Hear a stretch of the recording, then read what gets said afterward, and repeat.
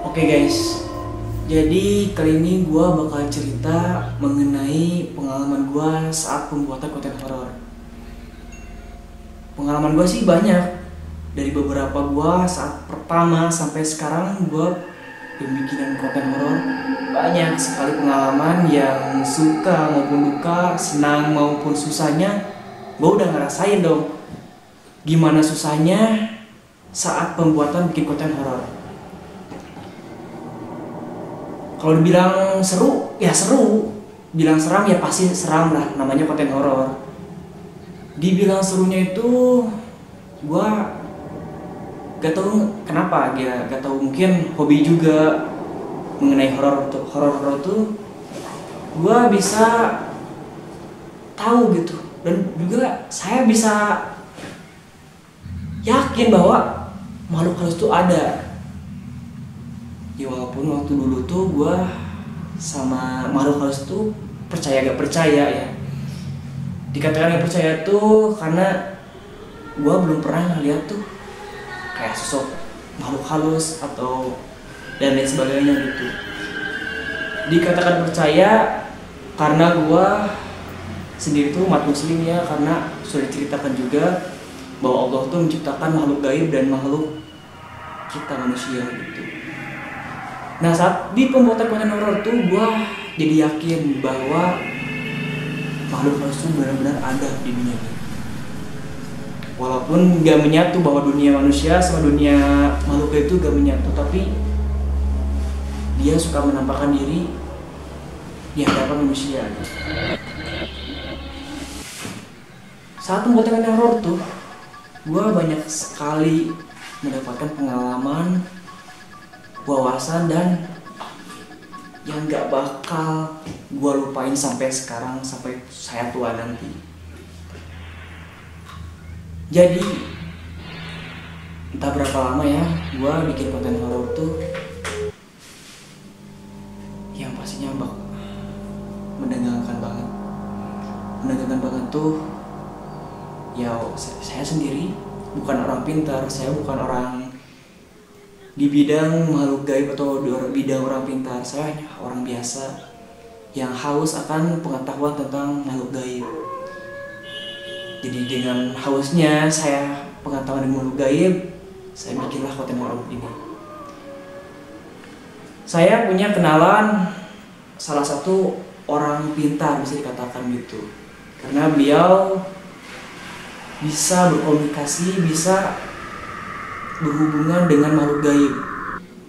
Ya mungkin beliau belajar ya, karena saya juga gak tahu beliau belajar dari mana dan kenapa bisa berhubungan dengan makhluk gaib. Jadi dengan kenalnya saya dengan beliau, orang pintar tersebut, gue memanfaatkan beliau supaya gabung dengan tim saya buat pembuatan konten horor. Jadi setelah gue ajak beliau setuju dong buat pembuatan konten horor juga. Karena kalau misalkan gue bikin konten horor tanpa didampingi orang pintar atau didampingi orang belakang, gue gak bisa dong. Karena sepengetahuan saya, makhluk gaib itu punya kekuatan. Ya entah apa kekuatan apa yang dia miliki, yang jelasnya dia punya kekuatan yang bisa mencelakai kita, iseng ke kita. Ya kalian pasti tahu lah bahwa makhluk gaib itu punya kekuatan gitu. Akhirnya gue minta bantuan kepada teman saya, karena dia yang bisa membantu saya untuk jalannya pembuatan konten ini.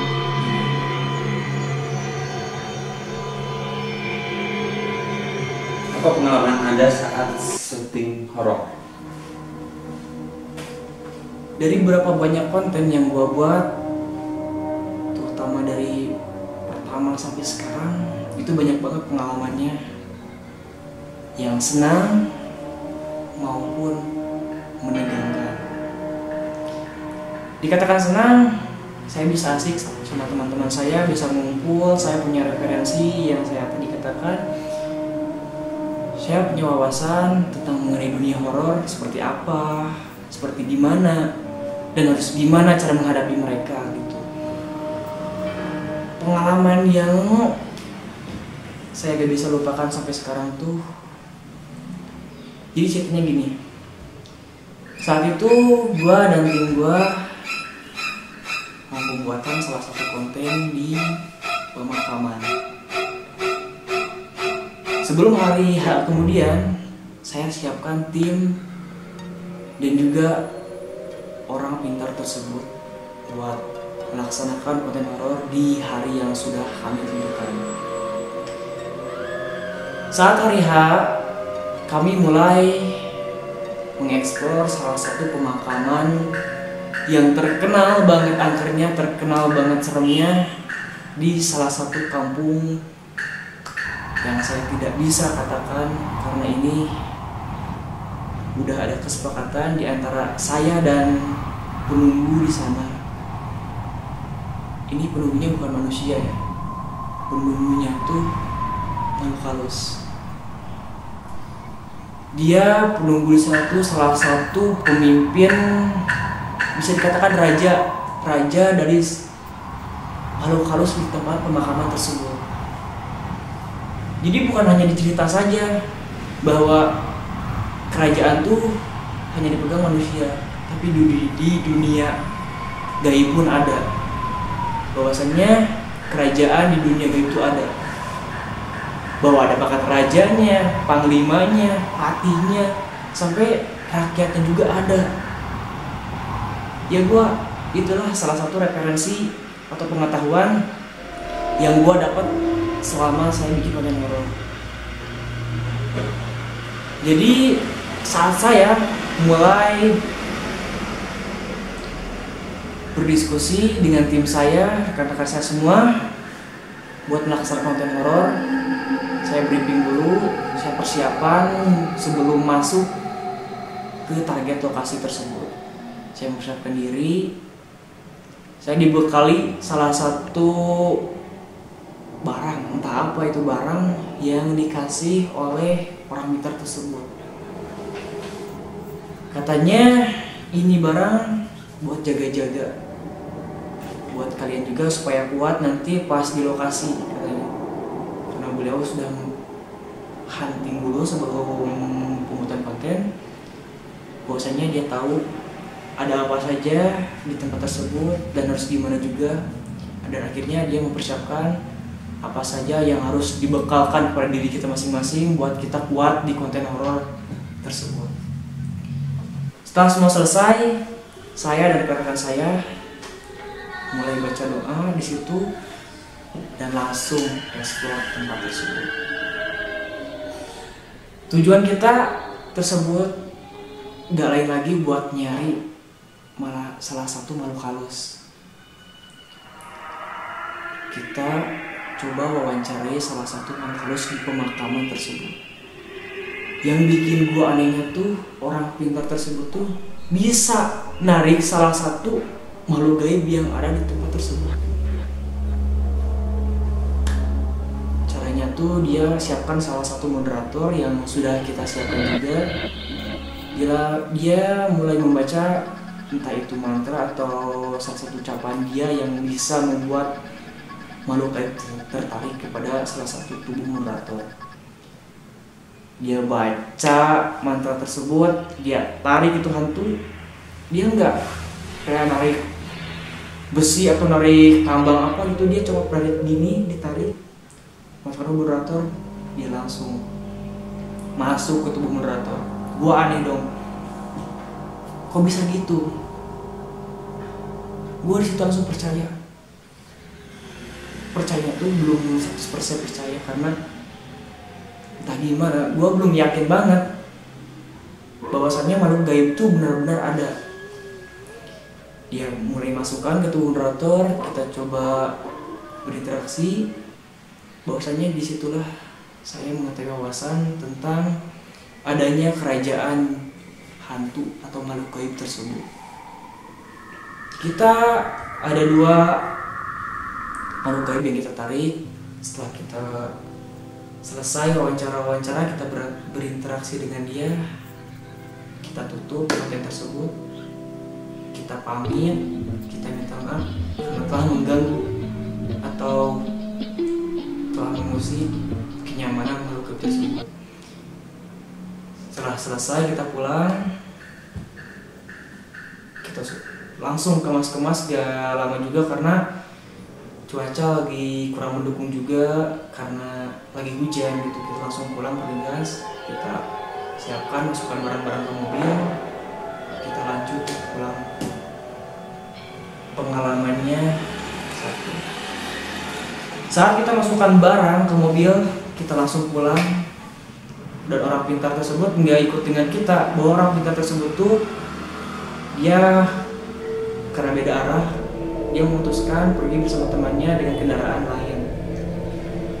Jadi gua dengan tim gua tuh di satu mobil tanpa orang pintar. Saat gua jalan menuju rumah, di tengah-tengah perjalanan gua dicegat sama kakek-kakek tua. Saat itu gua menuju rumah baru sekitar 5 kilo dari tempat yang kita sudah eksplor, dari pemakaman tersebut. Di perjalanan saya dicegat sama orang tua tersebut. Gua kaget dong, gua kira itu orang tua biasa. Karena awalnya gini, kakek-kakek tersebut tuh mau melintas jalan di salah satu tempat yang menurut gua nggak ada rumah, kayak hutan gitu loh. Dia melintas di tengah perjalanan dan kita tuh berhenti dong karena nunggu kakek-kakek tersebut buat jalan. Setelah dia jalan 5 langkah menuju pertengahan jalan mobil, dia berhenti dong di tengah-tengah jalan. Dia nggak gerak, nggak ngomong, dia diem aja. Otomatis gua dan tim gua panik dong. Dan heran juga itu kakek-kakek kenapa sih bisa duduk, bisa diem di tengah jalan gitu. Kita memutuskan buat turun, kita bantu kakek-kakek tersebut buat nyebrang ke pinggir jalan. Kita turun, tiba-tiba orang tua tersebut menghilang. Kita panik dong di situ saat melihat kakek tersebut tuh menghilang entah kemana. Kita bingung. Saat motor itu hilang, kita masuk ke mobil itu bener-bener panik, saking paniknya supir mobil kita duduk di belakang dong. Yang duduk di depan tuh kameramen, sedangkan yang bisa menyetir mobil tersebut tuh hanya supir tersebut. Kita gak ada yang bisa nyetir mobil dong. Itu konyol banget pengalamannya. Si supir dia duduk di belakang, sedangkan yang di depan itu kameramen. Aduh, itu benar-benar pengalaman yang gokilnya ada, seramnya juga ada. Saat dia duduk di belakang, dia tiba-tiba supir tersebut kerasukan. Dia entah ngomong apa dan gue juga gak ngerti, dia sambil meraung-raung diri. Dia menurut gue kerasukan, ya emang kerasukan hal waktu kemarin itu. Gue panik dong. Dan tiba-tiba juga itu mobil lampu tuh, dan sampai mobil-mobil itu mati guys. Sedangkan kamera, handphone, senter semua baterainya udah habis. Kita gak bisa ngadili apa-apapun dong. Kita cahaya gak ada. Sedangkan orang pinter yang kita bawa itu tidak semobil dengan kita. Kita panik di situ, kita takut banget. Di situ pikiran gua pendek. Ini gua kayak mau mati gitu, digangguin sama makhluk halus tersebut. Dan akhirnya setelah kita lagi panik-paniknya, ada salah satu mobil yang melintas. Kita otomatis cegat dong situ. Kita minta bantuan dia, tapi bahasanya dia gak bisa bantu. Dan akhirnya saya pinjam handphone pengguna mobil yang melintas tersebut, gua pinjam buat telepon teman gua yang orang minta tersebut. Beberapa menit kemudian orang tersebut tuh datang ke mobil kita. Dia coba berinteraksi dengan salah satu supir mobil kita. Kita bawa dulu supir tersebut keluar dan kita langsung berinteraksi di situ. Bahwasannya salah satu dikatakan panglima, iya, karena beliau nyatanya bilang dia tuh panglima dari salah satu penunggu pemakaman tersebut. Saat kita tanyain bahwa konten tersebut tidak boleh diupload atau ditayangkan di salah satu media, karena bahwasanya kalau kita mengupload atau menayangkan konten tersebut, kita bakal terjadi sesuatu atau bakal ada yang celaka. Jadi salah satu tim kita otomatis kita takut dan kita langsung membatalkan pembuatan konten tersebut, gak ditayangkan.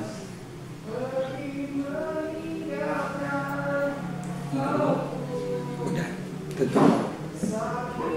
Pertanyaan itu enggak? Udah. Jadi itu guys, salah satu pengalaman yang gak bisa banget gue lupakan saat pembikinan konten horor.